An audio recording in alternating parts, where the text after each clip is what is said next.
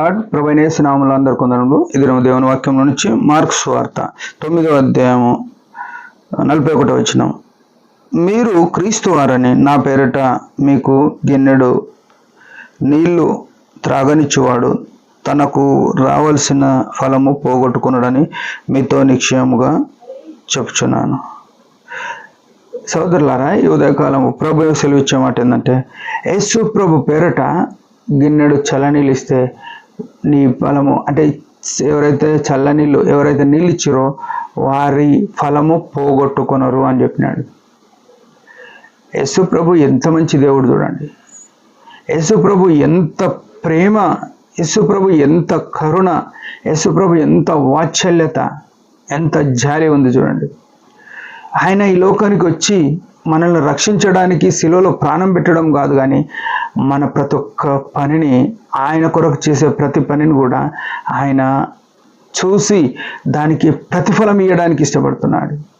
ఈ లోకంలో ఎవరైనా నీకు నాకు యేసు ప్రభు వారని, మనం ఎవరికైనా యేసు ప్రభు వారని గిన్నెడు చల్లనీళ్ళు ఇస్తే, చల్లనీళ్ళు తాగనిస్తే ఆ ప్రతిఫలం ఉంటుందంట. ప్రియమైన వాళ్ళరా, ఇదంతో ఘనమైన మాట కదా. అయితే విషయం ఏంటంటే, యేసు ప్రభుని అంగీకరించిన మనము ఎవరికైనా ఉపకారం చేసే విషయంలో ఎట్లున్నాం, ఎవరికైనా సహాయపడే విషయంలో ఎట్లున్నాం, ఎవరైనా అక్కర్లో ఉంటే వారికి ఏదైనా ఇచ్చే విషయంలో ఎట్లున్నాము అనేది చూసుకోవాలి. చాలామంది క్రైస్తవులు ఈనాడు చూస్తే మనం ఎవరికైనా డబ్బులు ఇస్తే మళ్ళీ అడగలేంలే, లేవని చెప్తే అయిపోతుంది అనుకోని చెప్తున్నారు.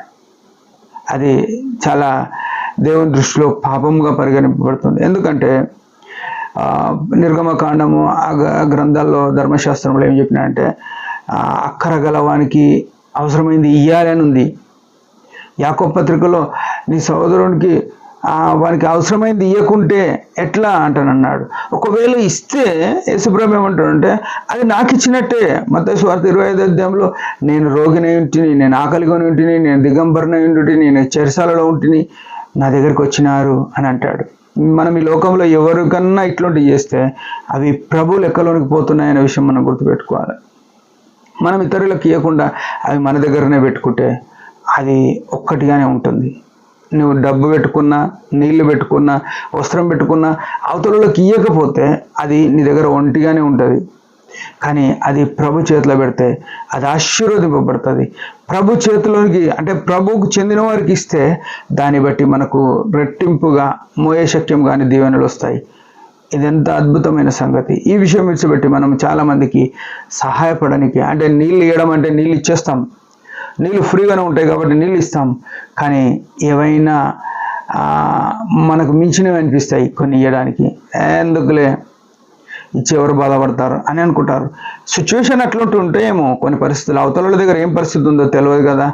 మనం ఏమంటామంటే పొద్దున్న లేస్తే ప్రభు దగ్గరికి ఎన్ని కావాలనో వేల క్వశ్చన్లు, వేల ఆన్సర్లు కావాలని కోరుతాం. కానీ ప్రభు పని విషయంలో, ప్రభుకి చెందిన వారి విషయంలో అస్సలు మనం పట్టనట్టు ఉంటాం.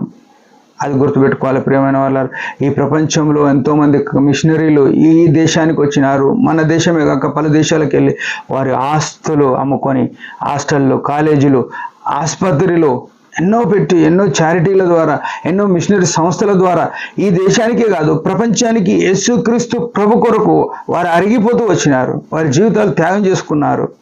మనం చల్లనీళ్ళు ఇస్తున్నామో ఇస్తలేమో, ఏమన్నా వారు అక్కర్లో ఉన్నప్పుడు కొన్ని అన్నయ్య మన సాయం చేస్తున్నామో చేస్తలేము. ఈ ఉదయకాలం యేసు ప్రభు నిన్ను నన్ను అడుగుతున్న మాట, నీవేమిచ్చినావు, నేను నీకేమి ఇవ్వాలంటాడు. వీళ్ళు ఏమిచ్చిర్రు, వాళ్ళు ఏం పొందిర్రో పరలోకంలో చూస్తాం. కానీ మనం ఈ లోకంలో ఎవరికైనా ఏమైనా సహాయపడుతున్నాము. ఈ విషయంలో జాగ్రత్త పడదాం. యేసు ప్రభు వలన రెట్టింపు దీవెనలు పొందాం. దేవుడి మాట దించిన ఒక చిన్న ప్రార్థన. పరమ తండ్రి, యేసు క్రీస్తు ప్రభు శ్రేష్టమైన నామములో వందనాలు. ఉదయకాలం ఇచ్చిన ఆయుష్ను బట్టి స్తోత్రములు. నువ్వు ఎంత నమ్మదగిన దేవుడవు. మేము ఏది ఇచ్చినా గుర్తుపెట్టుకుంటున్నాము. మేము ఇవ్వడానికి కూడా ఎల్లప్పుడూ సంసిద్ధంగా ఉండేట కృపని మన యేసు నామంలోనే ప్రార్థిస్తున్నాం తండ్రి. ఆమెన్. మీరందరి పరిచయం గురించి భారంగా ప్రార్థన చేయండి. Praise the lord.